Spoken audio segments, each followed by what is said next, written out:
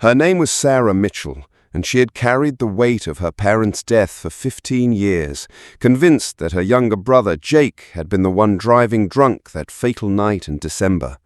The car accident had destroyed their family in more ways than one, killing their mother instantly and leaving their father in a coma for 3 weeks before he finally died from his injuries. Sarah was 19 at the time, studying pre-law at the State University, while Jake was only 17 and had been struggling with alcohol and drug problems that their parents had been trying to address through counseling and rehabilitation programs.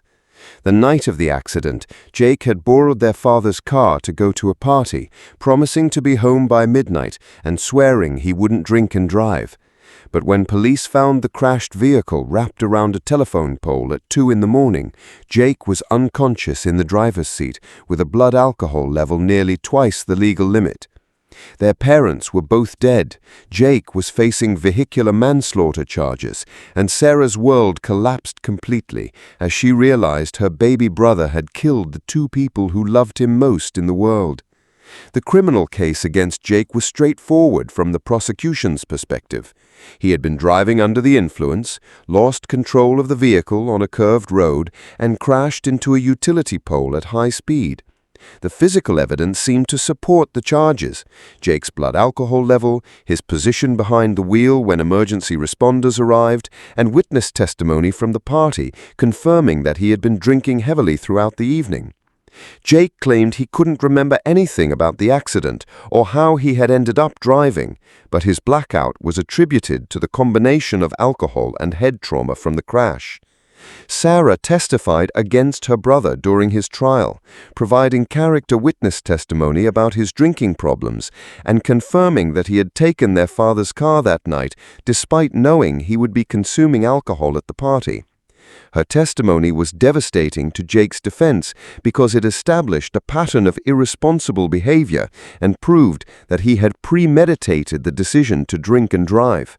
She told the jury about finding empty bottles hidden in Jake's room, about the times he had come home intoxicated, and about their parents' desperate attempts to get him help for his addiction problems. She believed she was doing the right thing by telling the truth, even though it meant helping to convict her own brother for killing their parents. Jake was sentenced to 12 years in prison for vehicular manslaughter and aggravated DUI. Sarah watched from the gallery as her 17-year-old brother was led away in handcuffs, convinced that justice had been served, but devastated by the loss of her entire family in the span of 6 months. She finished her degree, went to law school, and built a successful career as a prosecutor, partly motivated by her experience with her brother's case and her belief in the importance of holding people accountable for their actions, regardless of family relationships. For 15 years, Sarah lived with the knowledge that her testimony had helped convict her brother, and she never questioned whether she had done the right thing. Jake served his full sentence, was released on parole, and moved to another state where he tried to rebuild his life while dealing with the guilt of having killed his parents and the anger of knowing his sister had testified against him. They had no contact during his incarceration and remained estranged after his release, with Sarah believing that maintaining distance was necessary for her own emotional healing, and Jake feeling betrayed by his sister's decision to side with the prosecution. The case might have remained closed forever, if not for advances in forensic technology and a new district attorney's commitment to reviewing questionable convictions from previous decades. Sarah had been promoted to senior prosecutor and was working on a high-profile murder case when she received a phone call that would change everything she believed about her family's tragedy. Detective Lisa Rodriguez from the Cold Case Unit explained that they were conducting DNA analysis on evidence from unsolved cases and reviewing convictions where new technology might provide additional insights. Jake's case had been selected for review because there were some inconsistencies in the original investigation that had never been fully resolved. The most significant was that Jake's injuries from the crash were inconsistent with him being the driver at the time of impact, but this discrepancy had been attributed to him being thrown around inside the vehicle during the collision. Detective Rodriguez explained that they had found biological evidence on the steering wheel and gear shift that had never been tested for DNA, and asked if Sarah would consent to the analysis as the victim's family representative.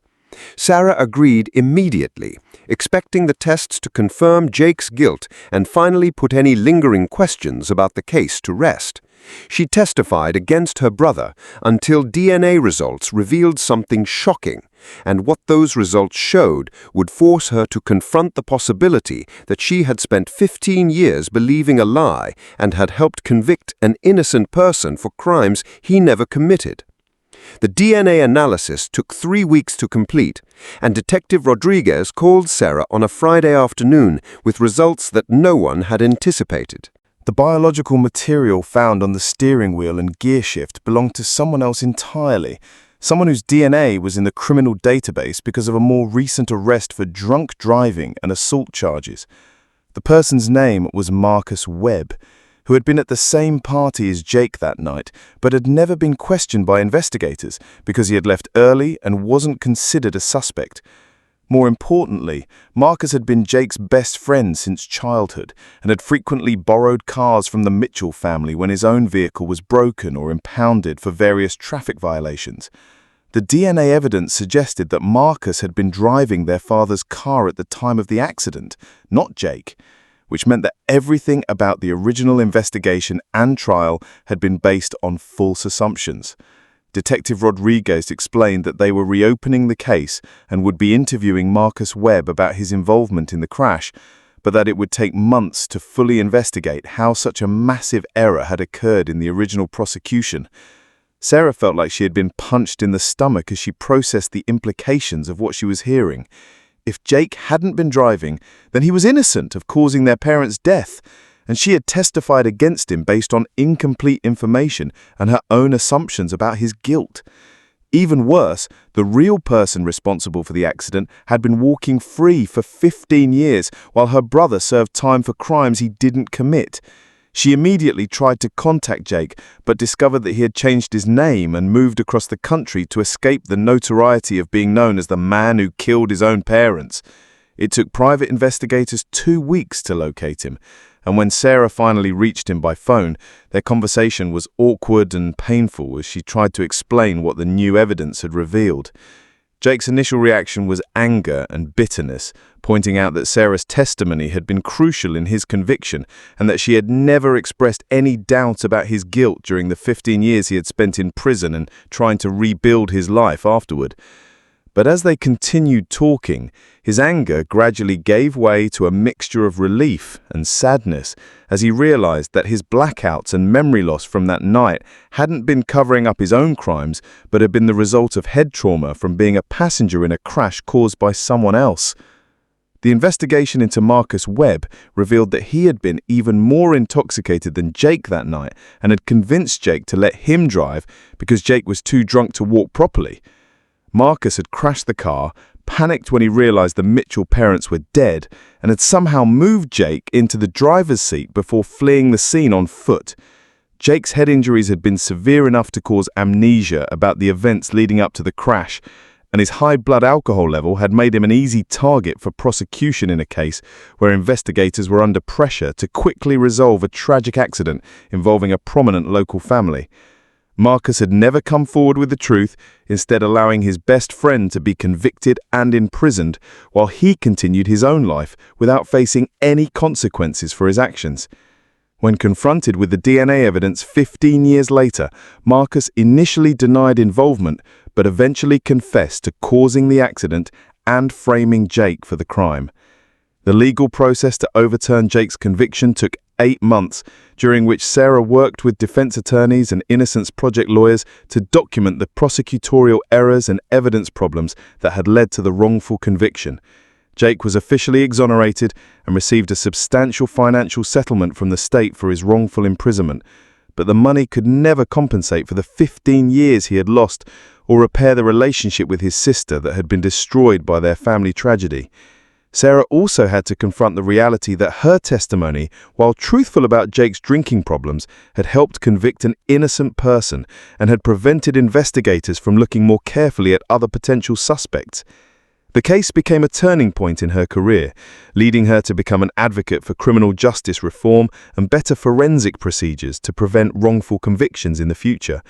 She and Jake slowly began rebuilding their relationship, though it took years of counseling and honest conversations about the pain and betrayal they had both experienced.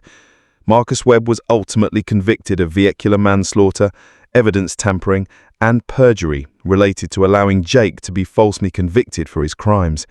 He received the sentence of 18 years in prison, finally facing justice for the deaths he had caused 15 years earlier and for the additional crime of destroying an innocent person's life to cover up his own actions. Today, Sarah and Jake have re-established a relationship based on their shared understanding of how the criminal justice system can fail even when everyone involved believes they are pursuing truth and justice. Sarah has become one of the state's leading prosecutors working on conviction integrity cases, using her experience to ensure that other families don't suffer the same injustice that tore hers apart. Jake has rebuilt his life and works as a counselor, helping other people who have been wrongfully convicted navigate the process of reintegration into society after exoneration. The case serves as a reminder that eyewitness testimony, circumstantial evidence, and even family knowledge can be wrong, and that the pursuit of justice requires constant vigilance to ensure that the right person is held accountable for crimes rather than simply finding someone convenient to blame when tragedy strikes.